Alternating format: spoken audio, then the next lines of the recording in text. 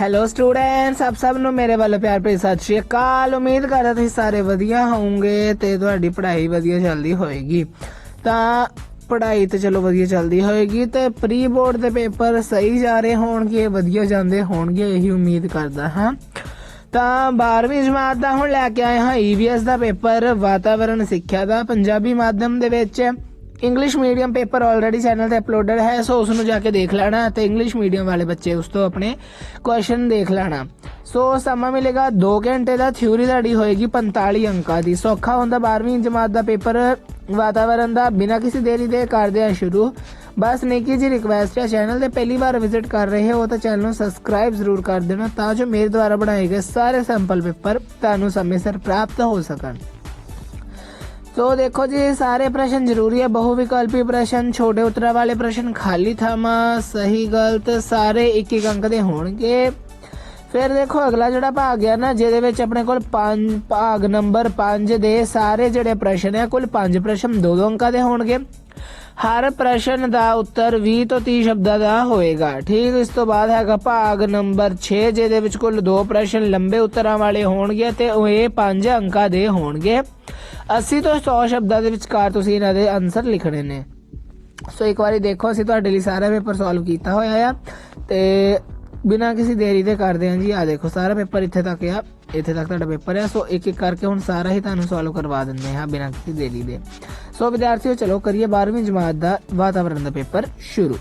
ठीक, so first of all अपने कोल आ जाने बहुविकल्पी प्रश्न, जिहदे विच अपने कोल सही विकल्प चुनना है। पहला क्वेश्चन, कुनीन दवाई का इस्तेमाल किस बीमारी समय किया जाता है? कैंसर, डेंगू, मलेरिया या TB? तो राइट आंसर आ जाना मलेरिया। WWF का जिहड़ा आ जंगली जीवन का की चिन्ह है? हिरन, लाल पांडा, शेर या गिद्दड़? राइट आंसर आ जाना लाल पांडा। तीसरा है जी, भारत विच इको मार्क का की चिन्ह है? मिट्टी का घड़ा, फ्रिज, मधानी या कूलर? सो मिट्टी का घड़ा इज द राइट आंसर आ जाएगा। चौथा आ प्रदूषित पानिया दे विच उगण वाले पौधों के नाम दसो? कारा, यूटिकुलरियां, वुल्फियां या उपरोक्त सारे? सो उपरोक्त सारे तुहाडे कोल चौथी ऑप्शन इसकी करैक्ट आ जाएगी अपने कोल। फिर कहंदा 3E की अखवांदी आ? आर्थिकता, ऊर्जा, न्याय? सो ये तुम इदा समझ सकते हो, इकोनॉमिक्स।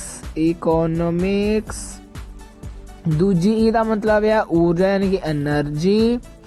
तीजी ई का मतलब है अपने को न्याय यानी कि आप कह सकते हैं ई तो की हुंदा न्यायालय वो शब्द। ठीक है, सो ਇਹਦਾ आंसर भी उपरोक्त सारे आ जाना अपने कोल। चिपकू आंदोलन किसने शुरू किया? महात्मा गांधी ने, जवाहरलाल नेहरू ने, श्री सुंदरलाल बहुगुण या अब्दुल कलाम? सो श्री सुंदरलाल बहुगुणा। फिर है गया लूण द्वारा पैदा होने वाले मिट्टी के प्रदूषण का नाम दसो? दोबारा पढ़ो क्वेश्चन। लूण द्वारा पैदा होने वाले मिट्टी के प्रदूषण का नाम? भूमि प्रदूषण, शोर प्रदूषण, नमकीकरण या पानी प्रदूषण? सो नमकीकरण इसका करैक्ट आंसर आएगा अपने कोल। 8वां क्वेश्चन है कि नदीना नूं नष्ट करने वाले रसायनिक पदार्थ केड़े हैं? जीवनदीन नाशक, पेस्टिसाइड, फर्टिलाइजर या उपरोक्त सारे? सो पेस्टिसाइड्स अपने को इसका राइट आंसर आ जाएगा। अगला क्वेश्चन कहता है हेठ लिखिया विचों केड़े पथराट अधिक हन? सो कोला, पेट्रोलियम, कुदरती गैस सारे ही जेड़े अपने कोल की सीगे जी पथराट ईंधन हन। ठीक, 10वां क्वेश्चन पढ़ांगे। कहता प्रदूषण पैदा करने वाली किसी भी चीज नूं की कहंदे हन? प्रदूषक, प्रदूषण के कारक, यूट्रोपोटिकेशन या उपरोक्त सारे? सो जेड़े चीज प्रदूषण करदे उन्होंने असीं प्रदूषक कहंदे आ ते अंग्रेजी विच उहनूं पोलूटेंट कहंदे, पोलूटेंट। ठीक, हुण अपने कोल उत्तर देना जीव अनेक रूपता तो की भाव है? GDP का विस्तार रूप की है? कायम रहन योग विकास में परिभाषित करो। ते मिश्रित किरमाणी की है? 3R दे सिद्धांत की है? सो 3R हुंदा रिड्यूस, रीयूज ते रीसाइकल। फिर अपने कोल हैगा खाली थावां भरो। 16वां CNG डैश नूं दर्शाउंदा है? कंप्रेस्ड नैचुरल गैस नूं दर्शाउंदा है जी। फिर अपने कोल एक खेत विच ਇੱਕੋ ਸਮੇਂ ਵੱਖ-ਵੱਖ ਕਿਸਮ ਦੀਆਂ ਫਸਲਾਂ ਬੀਜਣ ਦੀ ਵਿਸ਼ੇ ਨੂੰ ਕੀ ਕਹਿੰਦੇ ਆ? ਮਿਸ਼ਰਤ ਫਸਲ। ਠੀਕ ਆ, ਮਿਸ਼ਰਤ ਫਸਲ, ਮਿਕਸਡ ਕ੍ਰੌਪ ਕਹਿ ਲੋ ਜਾਂ CBC ਦਾ CPCB ਦਾ ਪੂਰਾ ਨਾਮ central pollution control board, central pollution control board. ਫਿਰ ਵਾਯੂ ਦੀ ਉੱਤਮਤਾ ਬਾਰੇ ਜਾਣਕਾਰੀ ਦੇਣ ਵਾਲੇ ਡੈਸ਼ ਹਨ, ਸੋ ਲਾਈਕਾਨ ਇਹਨਾਂ ਦਾ ਨਾਮ ਆ। ਫਿਰ ਹੈਗਾ ਆ ਵਿਸ਼ਵ ਭਰ ਵਿੱਚ ਜੀਵ ਮੰਡਲ ਰਿਜ਼ਰਵ ਸਥਾਪਨ ਕਰਨ ਦਾ ਡੈਸ਼ ਯੂਨੈਸਕੋ ਦਾ ਪ੍ਰੋਗਰਾਮ ਹੈ ਮੈਨ ਐਂਡ ਦਾ ਬਾਇਓਸਫੀਅਰ। ਇਹ ਹੈਗਾ ਜੀ ਇਹਨਾਂ ਦਾ ਪ੍ਰੋਗਰਾਮ। ਠੀਕ, ਸਹੀ ਗਲਤ ਦੇ ਉੱਤਰ ਦਿਓ ਜੀ। ਕਹਿੰਦਾ ਆਪਣੇ ਕੋਲ ਕਿ ਜੰਗਲੀ IBWL ਜੰਗਲੀ ਜੀਵਨ ਰਾਸ਼ਟਰੀ ਬੋਰਡ ਦਰਸਾਉਂਦਾ ਹੈ। ਬਿਲਕੁਲ ਠੀਕ ਆ। ਮਨੁੱਖ ਦੁਆਰਾ ਰਚਿਤ ਵਿਚਾਰ ਦੇ ਅਨੁਸਾਰ ਮਨੁੱਖ ਵਾਤਾਵਰਣ ਦੇ ਅੰਸ਼ ਸਾਥੀ ਜਾਂ ਮਾਲਿਕ ਵਜੋਂ ਰਹੇ। ਸਹੀ, ਡਨ, ਇਹਦਾ ਜਾਣਾ ਸਹੀ। ਫਿਰ ਹੈਗਾ ਆ ਊਰਜਾ ਦੇ ਜੀਵ ਪੁੰਜ ਪ੍ਰੋਗਰਾਮ ਤੋਂ ਊਰਜਾ ਤੇ ਕਾਰਬਨੀ ਖਾਦਾਂ ਪ੍ਰਾਪਤ ਹੁੰਦੀ ਹੈ। ਬਿਲਕੁਲ ਠੀਕ ਹੈ ਜੀ। ਫੀਰੋਮੋਨਜ਼ ਕੀਟਾਂ ਦੇ ਵਿਚਾਲੇ ਸੰਚਾਰ ਕਰਨ ਅਤੇ ਸਿਗਨਲ ਭੋਜਨ ਵਿੱਚ ਸਹਾਇਤਾ ਕਰਨ ਵਾਲੇ ਘੱਟ ਉੱਡਣਸ਼ੀਲ ਰਸਾਇਣ ਹਨ। ਸਹੀ। ਝੀਲ, ਚੱਪੜ ਅਤੇ ਦਰਿਆ ਤਾਜ਼ੇ ਪਾਣੀ ਦੇ ਸਾਧਨ ਹਨ। ਬਿਲਕੁਲ ਠੀਕ।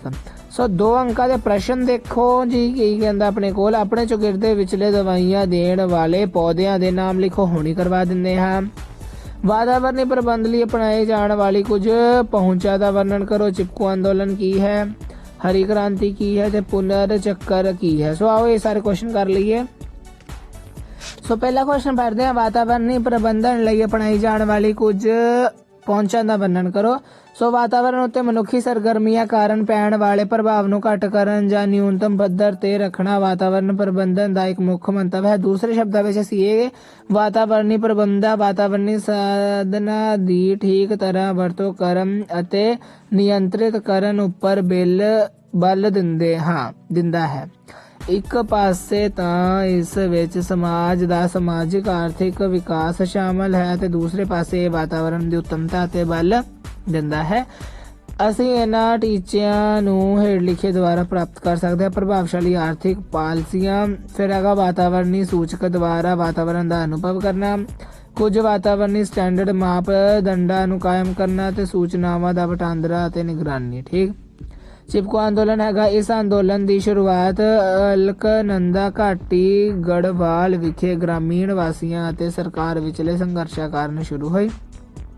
ਇਸ ਸੰਘਰਸ਼ ਦਾ ਕਾਰਨ ਵਣ ਵਿਭਾਗ ਵੱਲੋਂ ਗ੍ਰਾਮੀਣ ਵਾਸੀਆਂ ਨੂੰ ਦਰਖਤ ਦੀ ਕਟਾਈ ਕਰਨ ਦੀ ਆਗਿਆ ਨਾ ਦੇਣ ਅਤੇ ਉਹਨਾਂ ਹੀ ਰੁੱਖਾਂ ਦੀ ਕਟਾਈ ਕਰਨ ਦੀ ਆਗਿਆ ਕਿਸੇ ਵਪਾਰਕ ਅਦਾਰੇ ਨੂੰ ਦੇਣਾ ਸੀ। ਵਣ ਵਿਭਾਗ ਵੱਲੋਂ ਗ੍ਰਾਮੀਣ ਲੋਕਾਂ ਨੂੰ ਆਗਿਆ ਨਾ ਦੇਣ ਤੇ ਚੰਡੀ ਪ੍ਰਸਾਦ ਭੱਟ ਨੇ, ਜਿਹੜਾ ਕਿ ਸਿਰਕੱਢ ਸਰਗਰਮ ਵਰਕਰ ਸੀ ਨੇ, ਉਸਨੇ ਕੀ ਕੀਤਾ ਜੀ? ਰੁੱਖਾਂ ਦੀ ਕਟਾਈ ਕੀਤੇ ਜਾਣ ਤੇ ਰੋਕਣ ਦੇ ਲਈ ਲੋਕਾਂ ਨੂੰ ਰੁੱਖਾਂ ਨੂੰ ਜੱਫੀ ਪਾਉਣ ਇੰਬੈਰੇਸ ਲਈ ਆਖਿਆ। ਫਿਰ 19 ਸਨ ਵਿੱਚ ਰਾਮੀ ਪਿੰਡ ਵਿੱਚ ਰੁੱਖ ਵੱਢਣ ਦੀ ਕੋਸ਼ਿਸ਼ ਕਰਦੇ ਠੇਕੇਦਾਰਾਂ ਨੂੰ ਪਿੰਡ ਦੀਆਂ ਔਰਤਾਂ ਨੇ ਨਾਕਾਮ ਕਰ ਦਿੱਤਾ, ਕਿਉਂਕਿ ਉਸ ਵਕਤ ਪਿੰਡ ਦੇ ਮਰਦ ਬਾਹਰ ਗਏ ਹੋਏ ਸਨ ਜਾਂ ਉਹ ਕੰਮ ਕਰਨ ਵਿੱਚ ਰੁੱਝੇ ਹੋਏ ਸਨ। ਸੋ ਚਿਪਕੂ ਅੰਦੋਲਨ ਵੀ ਹੋਇਆ। ਫਿਰ ਆਹ ਵਾਲਾ ਕੁਐਸਚਨ ਸੀਗਾ ਕਿ ਜਿਹਦੇ ਨਾਲ ਦਵਾਈਆਂ ਬਣਦੀਆਂ। ਸੋ ਨੀਮ ਦੇ ਪੱਤੇ, ਛਾਲ ਅਤੇ ਫਲ ਦਵਾਈ ਵਜੋਂ ਵਰਤੇ ਜਾਂਦੇ ਹਨ। ਇਹ ਚਮੜੀ ਦੀਆਂ ਬਿਮਾਰੀਆਂ, ਕੀੜੇ ਮਕੌੜੇ ਤੋਂ ਬਚਾਅ ਅਤੇ ਖੂਨ ਨੂੰ ਸਾਫ਼ ਕਰਦੇ ਆ। ਤੁਲਸੀ ਜ਼ੁਕਾਮ, ਖਾਂਸੀ ਅਤੇ ਬੁਖਾਰ ਲਈ ਫਾਇਦੇਮੰਦ ਹੁੰਦੀ ਹੈ ਤੇ ਇਹਦੇ ਰੋਗ ਪ੍ਰਤੀਰੋਧਕ ਤਾਕਤ ਵਧਾਉਂਦੀ ਹੈ। ਐਲੋਵੇਰਾ ਜ਼ਖਮ ਭਰਨ, ਜਲਣ ਦੂਰ ਕਰਨ, ਪਾਚਨ ਲਈ ਲਾਭਕਾਰੀ ਹੈ। ਇਹ ਚਮੜੀ ਅਤੇ ਵਾਲਾਂ ਲਈ ਵੀ ਚੰਗੀ ਹੈ। ਅਦਰਕ ਅਤੇ ਪੁਦੀਨਾ ਇਹਨਾਂ ਦਾ ਤੁਸੀਂ ਪੜ੍ਹ ਲੈਣਾ। ਹਲਦੀ ਵੀ ਇੱਥੇ ਦਿੱਤੀ ਹੋਈ ਹੈ। ਠੀਕ। ਸੋ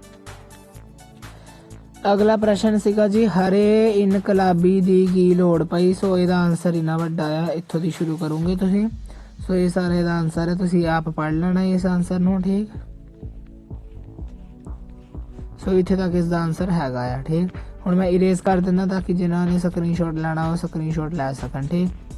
ਸੋ ਸਕਰੀਨਸ਼ਾਟ ਲੈ ਲਓ ਤਾਂ ਕਿ ਫਿਰ ਤੁਸੀਂ ਵਿਹਲੇ ਟਾਈਮ 'ਚ ਜਦ ਮਰਜ਼ੀ ਇਹਨੂੰ ਪੜ੍ਹ ਲੈਣਾ। ਵੈਸੇ ਵੀ ਸੌਖਾ ਹੀ ਕੁਐਸਚਨ ਆ। ਇਸ ਕਰਕੇ ਜ਼ਿਆਦਾ ਜ਼ੋਰ ਦੇਣ ਦੀ ਲੋੜ ਨਹੀਂ, ਤੁਹਾਨੂੰ ਆਰਾਮ ਨਾਲ ਕੁਐਸਚਨ ਪਤਾ ਲੱਗ ਜਾਣੇ ਤੇ ਤੁਸੀਂ ਇਹਨਾਂ ਨੂੰ ਯਾਦ ਕਰ ਲੈਣਾ। ਇੱਕ ਕੁਐਸਚਨ ਸੀ ਹਰੀ ਕ੍ਰਾਂਤੀ ਦੀ ਲੋੜ, ਸੋ ਉਹਦਾ ਆਨਸਰ ਤੁਸੀਂ ਇਸ ਪ੍ਰਕਾਰ ਲਿਖ ਦੇਣਾ ਜੋ ਕਿ ਇੱਥੇ ਦੱਸਿਆ ਹੋਇਆ ਹੈ ਇਸ ਪ੍ਰਕਾਰ। ਠੀਕ, ਸੋ ਵਿਦਿਆਰਥੀਓ ਇਹਦੇ ਨਾਲ ਤੁਹਾਡਾ EVS ਦਾ 12th ਕਲਾਸ ਦੇ ਸਟੂਡੈਂਟ ਦਾ ਪੇਪਰ ਹੋਇਆ ਕੰਪਲੀਟ। ਸੋ ਮੈਨੂੰ ਉਮੀਦ ਹੈ ਤੁਸੀਂ ਸਾਡੇ ਚੈਨਲ ਨੂੰ ਸਬਸਕ੍ਰਾਈਬ ਕਰਕੇ ਵੀਡੀਓ ਨੂੰ ਲਾਈਕ ਕਰਕੇ ਜ਼ਰੂਰ ਜਾਓਗੇ ਜੀ।